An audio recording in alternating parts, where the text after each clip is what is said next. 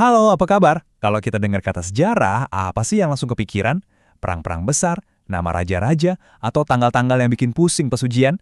Ya, itu semua benar. Tapi, gimana kalau saya bilang, sarapan yang Anda makan kemarin itu secara teknis bukan sejarah? Nah, dalam beberapa menit ke depan, kita bakal bongkar bareng-bareng. Kenapa nggak semua masa lalu itu bisa disebut sejarah? Jadi pertanyaannya simpel aja. Apa iya setiap kejadian di masa lalu itu otomatis jadi sejarah? Waktu Anda pilih baju tadi pagi atau bahkan mimpi semalam, apa itu bakal masuk buku sejarah? Jawabannya ternyata enggak. Dan kenapa jawabannya enggak? Itu dia kuncinya buat ngerti apa itu sejarah yang sebenarnya. Yuk kita cari tahu. Nah, buat ngejawab itu semua, perjalanan kita bakal dibagi jadi 5 bagian. Pertama, kita intip definisi resminya. Terus, kita lacak asal-usul katanya yang unik banget. Habis itu, kita dengarkan kata para sejarawan, kita bedah unsur-unsur pentingnya, dan di akhir, kita bakal paham kenapa ini semua penting banget buat kita sekarang. Oke, kita mulai ya. Oke, perhentian pertama kita, definisi resmi. Ya kan? Buat memahami sesuatu, paling benar emang mulai dari dasarnya dulu, yaitu dari Kamus Besar Bahasa Indonesia, atau KBBI. Dan ternyata nih, menurut KBBI, kata sejarah itu artinya nggak cuma satu. Ada 3 lapisan makna di dalamnya, dan masing-masing ngasih kita pemahaman yang lebih dalam lagi. Coba kita pecah satu-satu ya. Yang pertama, sejarah itu bisa berarti asal-usul atau silsilah, kayak silsilah keluarga kita gitu. Kedua, dan ini yang paling penting, sejarah itu adalah peristiwa yang benar-benar terjadi. Jadi bukan dongeng, bukan mitos. Dan yang ketiga, sejarah itu juga adalah ilmu pengetahuannya yang mempelajari semua peristiwa itu. Jadi ini bukan sekedar kumpulan cerita, tapi sebuah disiplin ilmu yang serius. Sekarang kita gali lebih dalam lagi yuk. Setiap kata itu kan punya cerita, dan cerita di balik kata sejarah ini ternyata puitis banget. Asal-usulnya bakal ngasih kita sebuah gambaran yang mungkin bisa mengubah cara kita mandang masa lalu.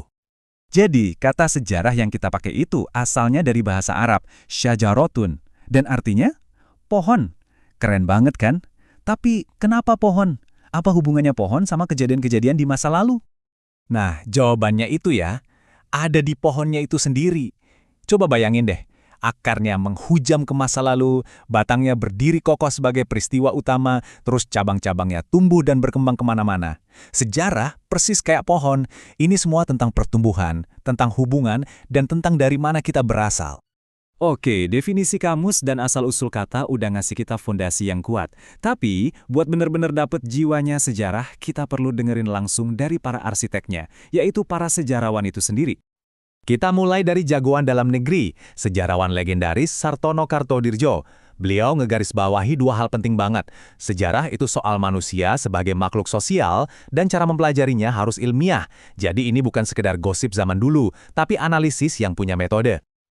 Sekarang, coba kita bandingin sama definisi dari sejarawan Jerman Leopold von Ranke. Definisinya singkat, padat, tajam banget. Sejarah adalah peristiwa yang terjadi. Titik. Kedengarannya simpel, tapi ini kuat banget maknanya, karena mendorong sejarawan untuk fokus ke fakta apa adanya.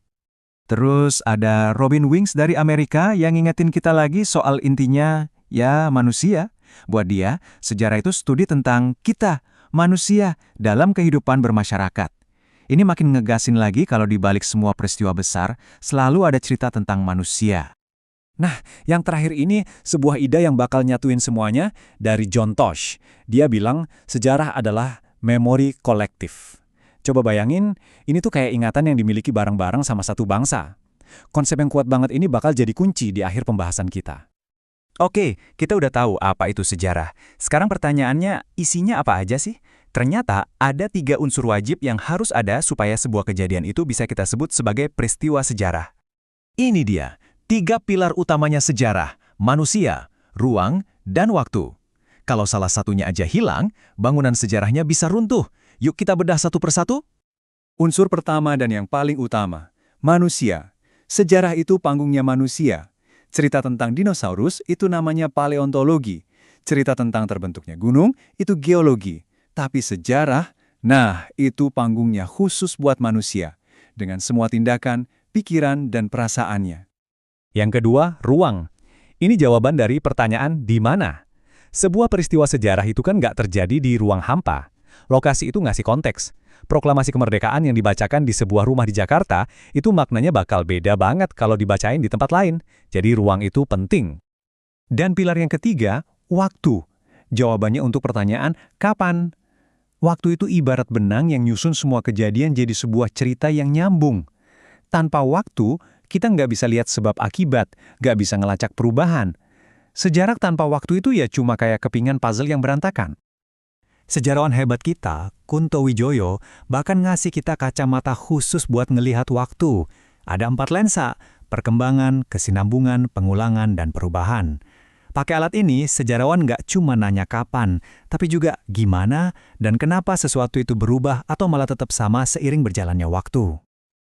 Oke, semua kepingan puzzle-nya udah kekumpul nih. Kita udah bahas definisi, asal kata, kata para ahli, sampai unsur-unsurnya. Sekarang, pertanyaan paling penting, terus kenapa? Kenapa kita harus peduli sama ini semua? Ingat kan konsep memori kolektif dari John Tosh tadi? Nah, disinilah jawabannya. Sejarah itu fungsinya kayak ingatan buat sebuah masyarakat. Kalau orang nggak punya ingatan, dia nggak punya identitas kan? Sama kayak bangsa. Sejarah ngasih tahu kita dari mana kita berasal, yang akhirnya ngebantu kita nentuin kita mau kemana. Oke, biar makin jelas lagi bedanya ya. Sejarah itu adalah ilmu tentang manusia, punya makna sosial, dan bisa dibuktikan. Artinya, sejarah itu bukan mitos yang nggak terbukti. Bukan filsafat yang abstrak, bukan ilmu alam yang fokusnya bukan manusia, dan juga bukan sastra yang bisa jadi cuma fiksi. Jadi, kalau ada satu kalimat yang perlu banget diingat dari obrolan kita ini dia. Sejarah itu ibarat cermin. Cermin yang mantulin kisah nyata perjalanan kita sebagai manusia di ruang dan waktu tertentu supaya kita bisa kenal siapa diri kita sebagai sebuah komunitas. Nah, sebagai penutup, saya mau tinggalin satu pertanyaan buat Anda renungkan. Dengan semua pemahaman baru ini, coba deh lihat sekeliling Anda, keluarga Anda, kota Anda, atau negara Anda. Kisah apa sih yang diceritakan oleh sejarah Anda? Terima kasih sudah menyimak.